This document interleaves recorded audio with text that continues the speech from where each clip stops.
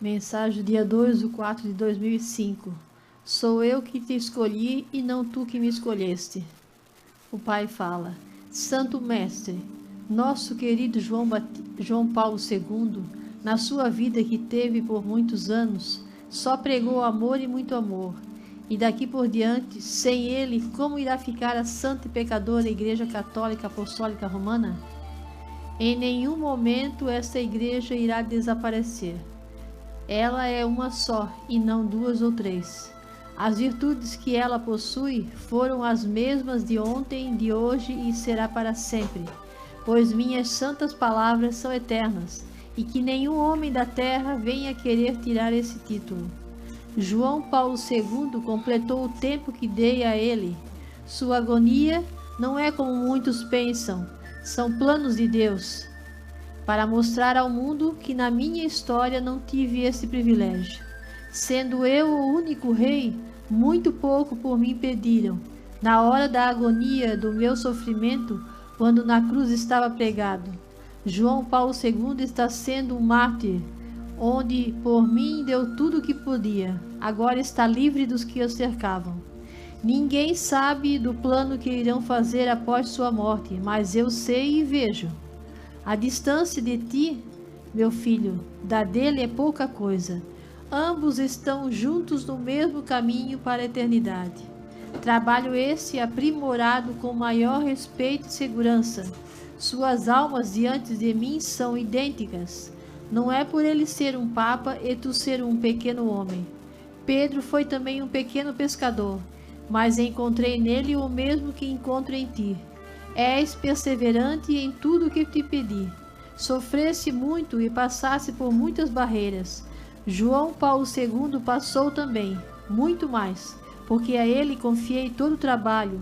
Como escrito está, que antes da minha vinda gloriosa, o Evangelho deveria ser pregado no mundo inteiro. Depois sim o fim viria. De um lado ele foi o Papa mais viajado, e do outro, tu que sem conheceres quase nada, vens mexendo com muitos países com o livro A Palavra Viva de Deus. Título esse que te dei por teres a minha assinatura. Documento esse que dá prova de minha existência. Olhem bem que ela não foi dada para um sacerdote, nem para um bispo, nem para um cardeal ou no Vaticano. Se um deles possuísse essa minha assinatura, diria que seria o Papa por mim escolhido.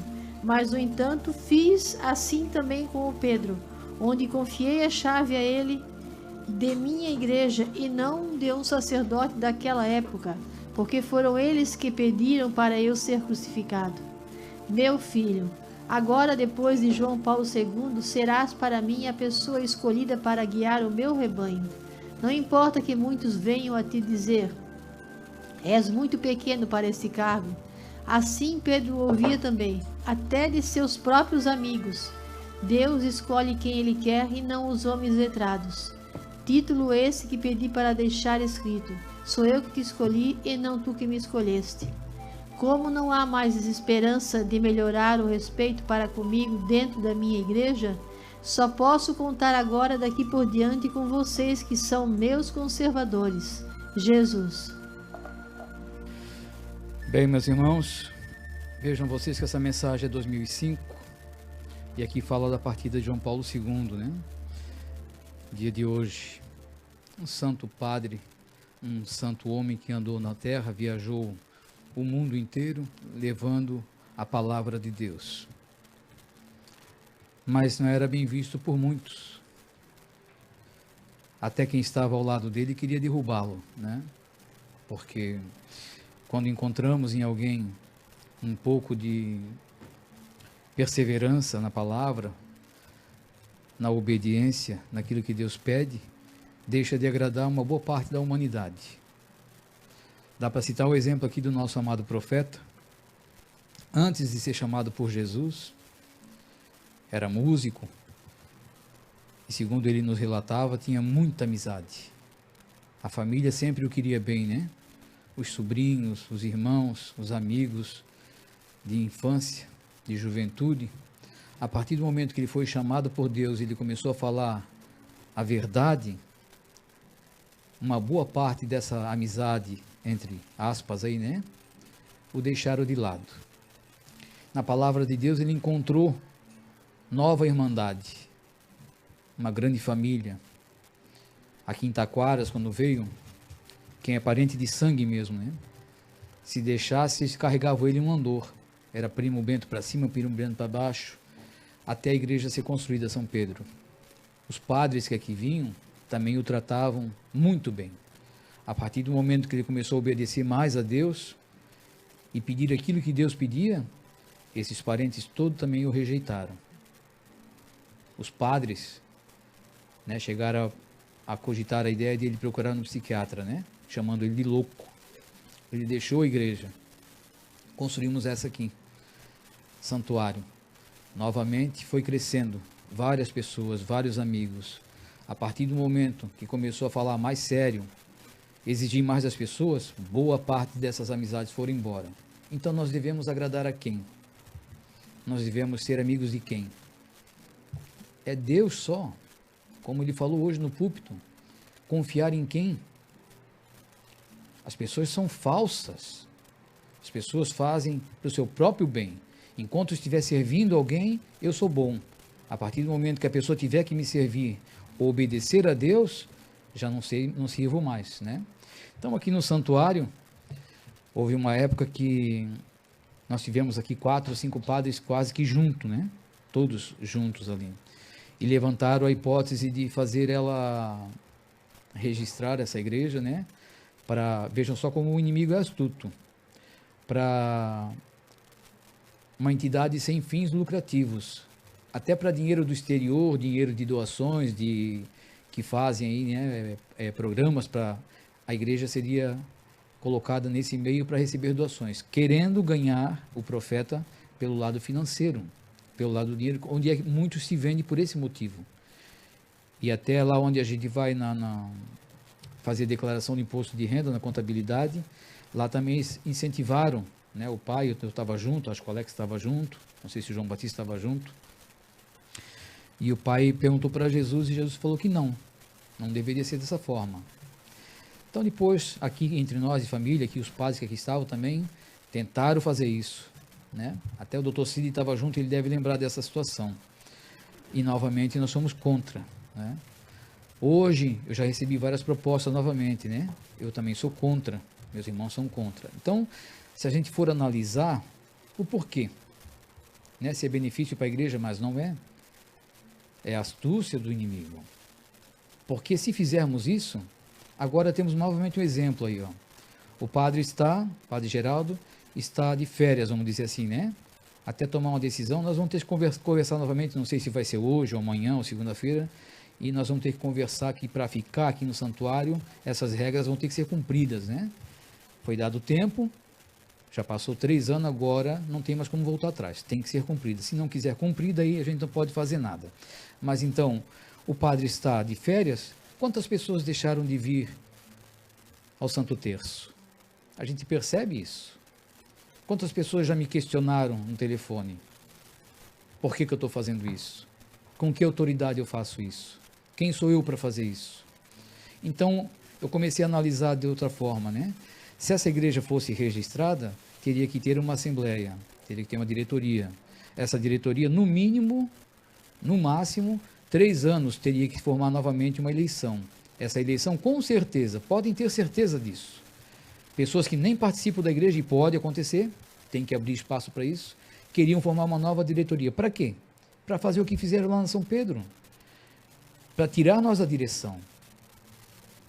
Para tirar isso que a gente está fazendo, querendo cumprir aquilo que Deus pede. Então hoje, muitas pessoas dizem para mim, né? Não, se é só o terço, então eu vou rezar em casa. Então o valor está onde? Claro que a missa é valiosa, né? Ninguém está falando que a missa não tem seu valor. Claro que tem o valor. Mas o Santo Terço não tem valor? O santuário não tem valor? Se todos pensássemos assim, então a igreja era para estar fechada, né? Então, por essas pessoas, eu não posso contar com a opinião deles, com o apoio deles. Se eu fizer o que eles querem, né? Deixar acontecer como estava acontecendo, está tudo bem. A partir do momento que eu me levanto contra, já se viram também contra. Então, se fosse registrada, essas pessoas também formariam uma diretoria para tirar nós do poder aqui, né? Mas isso não vai acontecer, porque Deus não quer. Ou se faz como Deus está pedindo, ou fica ali sem, né? Fica no Santo Texto. Quem quiser vir rezar, vem. Quem não quiser, não faz mal. Se for só, nós já falamos tantas vezes isso, né? Se for só nós, mas graças a Deus não é. Tem muitas pessoas que acompanham, tem muitas pessoas fiéis ainda também, né? Mas eu estou tirando uma conclusão e mostrando para vocês como o ser humano é ingrato. Se não fizer a vontade deles, imagine vocês lá quando o pai, né, o profeta, levantou São Pedro lá e começou a impor respeito, pedir respeito das pessoas, e até ali os padres eram o seu Bento, meu Deus, né? Carregavam ele no colo, tudo era seu Bento. A partir do momento que ele começou a cobrar das pessoas, exigir que entrasse decentemente dentro da igreja de São Pedro, então vamos tirar ele, né? Foi formada a diretoria lá e aqui vieram e pediram para ele se afastar. E aí como é que está lá? O escândalo está dentro de novo. Aí assim tá bom. Então é o que querem fazer aqui. Começa devagarzinho, como eu falei no púlpito. A igreja lá foi se desmoronando porque entrou lá dentro a maçonaria. É de dentro para fora. E aqui no santuário querem fazer igual. São palavras, vamos dizer assim, quase que inocente, mas não é inocente. É com um tempinho, é devagarzinho e vai destruir, se nós permitirmos. Então, tem que ser cumprido, né? E dessa forma que eu estou agindo, não sei se é no tom da minha palavra, muitas vezes até na minha casa eu encontro obstáculo, né? A minha própria esposa fala para mim, tu é muito mandão, eu não gosto de ouvir tu falar. Eu estou um pouco me lixando se tu gosta ou não gosta. O meu trabalho eu tenho que fazer. Ela deve estar me ouvindo agora, depois eu vou levar o sermão quando chegar em casa, né? Mas é a verdade que eu estou falando, né? Então, assim, não agrada as pessoas. Eu tenho certeza que alguns de vocês que estão me ouvindo aí pensam igual ela, né? Que eu falo demais, que eu sou autoritário, que eu sou... Mas se eu fui incumbido de fazer esse papel, então eu vou ser cobrado se eu não fazer esse papel, né? O profeta também era assim. Uma boa parte não gostava dele quando ele falava, mas ele falava. Então ali vai acontecer se nós aqui, os irmãos, né, permitirmos. E depois que a gente permite acontecer, não tem mais o que reclamar, né? Porque nós permitimos. Aí vem a cobrança do outro lado. Por que vocês permitiram? Que eu também recebo essa reclamação o tempo todo, né? As pessoas me cobram. Mas tem algumas dessas pessoas, e quem eu estou falando sabe de quem eu estou falando. Ah, mas tu não cobrou, tu não falou. E já teve a oportunidade de o padre estar junto dessa pessoa e eu perguntei, tu falasse para ele? Ah, não, eu fiquei sem jeito de falar. Aí é fácil, né? Cobrar é fácil. Por que tu não fala? Por que tu não faz? A gente faz, na medida do possível. Agora, quando chega no papel que vocês têm que fazer também, vocês fogem da raia. Joga a responsabilidade para quem tem que fazer, né? Então, nós somos uma família, essa família precisa ser unida. Nós precisamos estar unidos. Hoje eu encontro um pouco mais de força porque meus irmãos estão comigo. Se fosse só eu e eles fossem contra, não seria nada fácil para mim também, né? Mas nós estamos unidos com o mesmo pensamento, que é o pensamento que tem que ter. Vocês precisam pensar dessa forma também. Senão não faz sentido esse santuário estar em pé. Se ali dentro começarem a falar do comunismo, começarem a falar da igualdade para todos, devemos aceitar a diversidade, né? Nós não devemos aceitar coisa nenhuma. Esse santuário foi levantado para ser justamente o oposto. E o inimigo, ele sabe como cutucar, ele sabe como mexer. Então não adianta as pessoas me dizerem assim, Zeca, mas às vezes tu ofende nas palavras, o que eu posso falar? O que eu posso dizer? Se as palavras têm que ser ditas, eu sei que ofende, eu sei que também me machuca. Não pensem vocês que eu estou contente com o que eu estou fazendo. Mas é o meu papel e eu tenho que fazer. Eu tenho que fazer. Eu já falei que eu sou inculcado com as coisas, vocês nem imaginam o quanto que eu falo sozinho na minha casa. Quem me vê talvez um dia lá no meu quartinho lá, vai pensar que eu sou maluco, né? Porque eu fico repetindo as frases que eu falo, eu fico falando no mesmo tom que eu falei para ver se foi ofensivo ou não foi. Eu fico me cobrando, né?